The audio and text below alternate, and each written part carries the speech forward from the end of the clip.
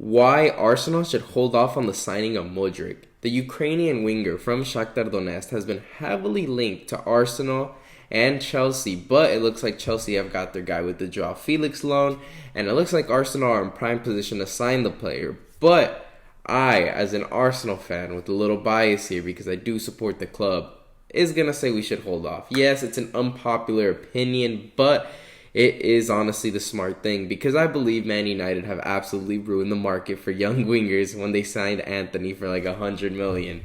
Absolutely ruined it. And now Ukraine or Shakhtar Donetsk is acting like this guy is better than Anthony. Now, is he better than Anthony? We don't know. We would have to see Mudryk come into the Premier League and see how he adapts, and then we'll see.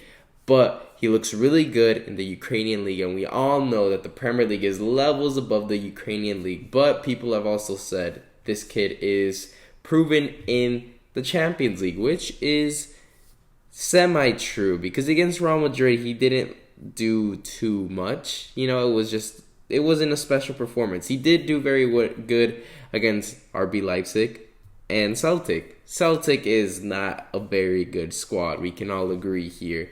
Leipzig is a decent squad, and he had that one performance of 1 goal and 2 assists, which was impressive. I was impressed, but you can't let a couple performances make you spend close to 100 million on a winger. And I'm seeing the price here is going to be around 70, 80 million, a similar price that we paid for Pepe, and we saw how that turned out. Do we want a replay of Pepe?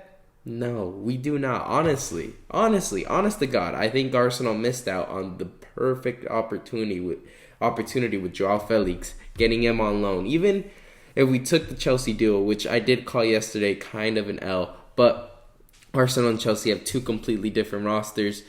And honestly, for Arsenal, they are missing a Joao Felix with Gabriel Jesus out with an injury until, late February. Joao Felix comes in and this team absolutely challenges for the title. Now they're in first. They would absolutely be in the driver's seat, but it seems like they're going for this Ukrainian guy instead. And honestly, it could work out. I think it might not, to be honest, unless they sign a midfielder. Midfielder is key. After watching Sambi Lokonga against Oxford, I was like, yeah, get me Tillemans or whatever, Douglas Luiz. Get someone in there, please.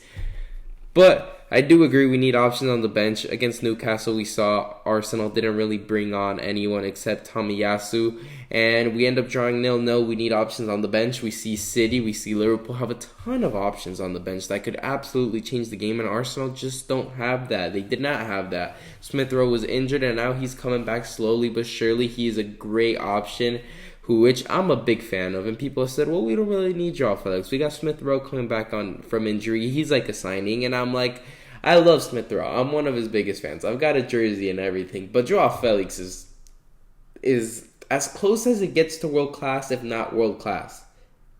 And then Smith Rowe is a exciting prospect that showed a lot last season, coming back from injury. We'll see if he could replicate the goal scoring he had last season.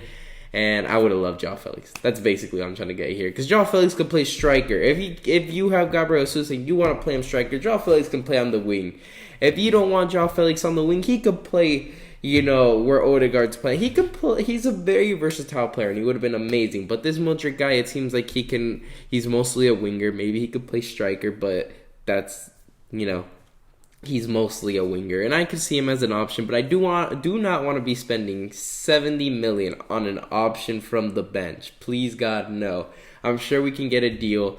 I'd rather get Zaha, to be honest, for like 10, 15 million over Mudryk for 70 million, because we could get Zaha if you want another winger, and then 2 midfielders all for 70 million. You can do a lot with 70 million, and to spend it all with one player, I hope we've learned our lesson with Pepe. And if we were to sign him, and I say a fair fee, where I believe both sides would agree, would be 40 million plus 15 on add-ons. That's exactly the deal that would be perfect for both sides, because Shakhtar Donetsk, right now, I believe this transfer window is the time where you'll get the most money, and I believe that is the most he can get. He's valued around 40 million. That's what I'm saying. Pay the value, and then on add-ons, depending on his performance, they get more money. And I believe that's perfect. I don't believe Chelsea's interested anymore. I don't believe any other team is really as interested as Arsenal is.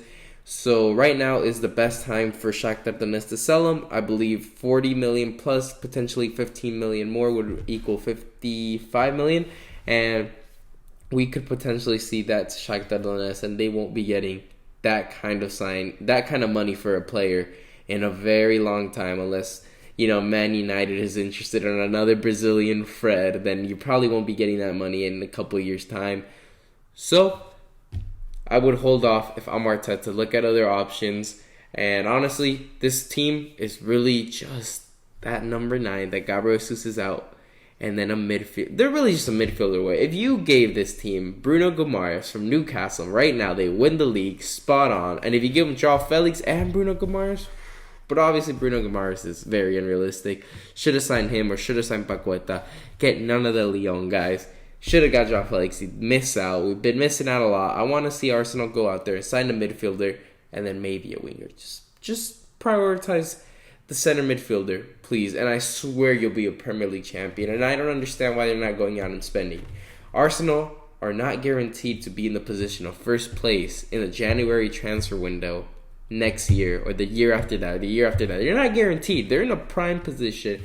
You really could just say, I don't care about Europa League. We're going to focus on the league. I don't care about the FA Cup. I don't care about anything else. Just the league. And go and win it. You're in the best position. You're 5 points above City.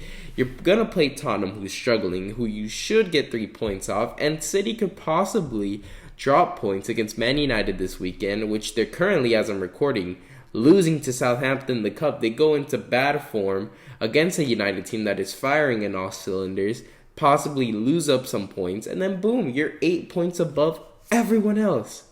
Please reinforce this team. Kroenke, Edu, Arteta, I don't care who. Get it done. You're going to have an absolute fest at the end of the season when this team is Premier League champions. Wow. Arsenal, since the day I was born, basically, haven't been champions of the Premier in prime position. I would absolutely love it. Cue the Ronaldo video where he says, I would love it. And I think I deserve on the Champions League next year, but Premier League this year. But anyways, leave a comment down below if you think Arsenal should go after the Ukrainian winger Mudryk for 70-80 million, and if not, tell me the price you would and your thoughts on the whole rumors and what the sources are saying out there. But anyways, leave a like and subscribe for more videos like this, and thank you guys for watching.